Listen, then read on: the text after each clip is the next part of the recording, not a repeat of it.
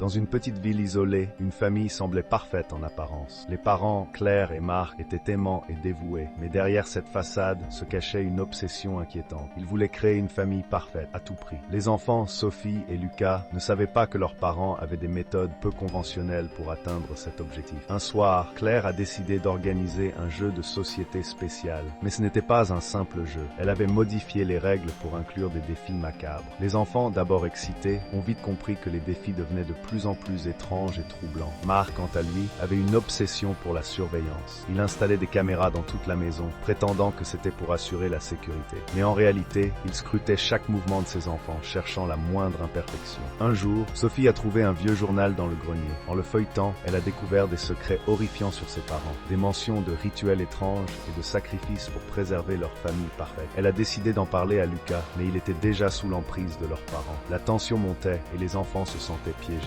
Ils ont commencé à réaliser que leur famille, qu'ils croyaient normale, était en réalité un cauchemar. La peur s'est installée et ils ont compris qu'ils devaient agir avant qu'il ne soit trop tard. Alors qu'ils planifiaient leur fuite, une voix familière résonna dans l'obscurité. « Vous ne pouvez pas partir, nous avons besoin de vous pour notre bonheur. » La terreur s'est emparée d'eux et ils ont su qu'ils devaient se battre pour leur liberté.